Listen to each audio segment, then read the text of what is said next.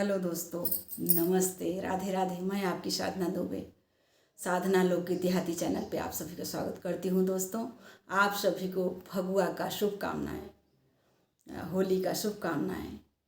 आप लोग खूब आनंद लीजिए, खूब गुजिया खाइए, खूब रंग खेलिए और खूब हम फगुआ गीत आप लोग सुनिए।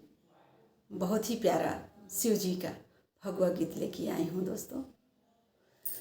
हमरे भोले बाबा के अजबै इंटरनेट बा, सबके ऊपरा सेट बाना।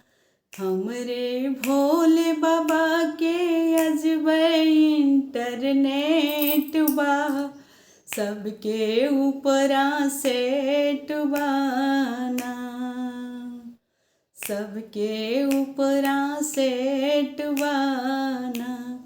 हमरे भोले बाबा के अजबै इंटरनेट बा, सबके ऊपरा सेट बाना। भोले बाबा सबके ऊपरा सेट बाना। भोले बाबा जे का चाहिए अपने नगरी में बोलई है। भोले बाबा जेकरा चाहिए अपने नगरी में बोलई है। जेकरा ना चाहिए तो ओकरा में लेट बा, सबके ऊपरा सेट बाना। हमरे भोले बाबा के गजबै इंटरनेट बा, सबके ऊपरा सेट बाना।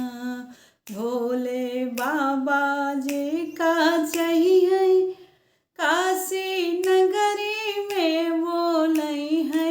भोले बाबा जे का चाहिए काशी नगरी में बोलई है। जे का ना चाहिए तो ओकरा में लेट बा, सबके ऊपरा सेट बाना। हमरे भोले बाबा के गजबै इंटरनेट बा, सबके ऊपरा सेट बाना। तिलेश्वर नाथ बाबा जी का चाहिए अपने मंदिर में बोलई है। भोले बाबा जी का चाहिए ओका तिलेश्वर नाथ पे बोलई है। जेकरा ना चाहिए तो ओकरा में लेट बा, सबके ऊपरा सेट बाना। जेका ना चाहिए तो ओकरा में लेट बा, सबके ऊपरा सेट बाना।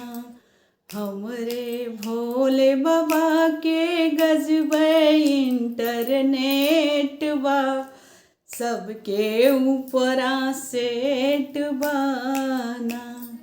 हमरे भोले बाबा के गजबै इंटरनेट बा, सबके ऊपरा सेट बाना। धन्यवाद दोस्तों। यह भोले बाबा का भजन आप लोगों को जैसा लगे कमेंट बॉक्स में अपनी राय जरूर दीजिएगा।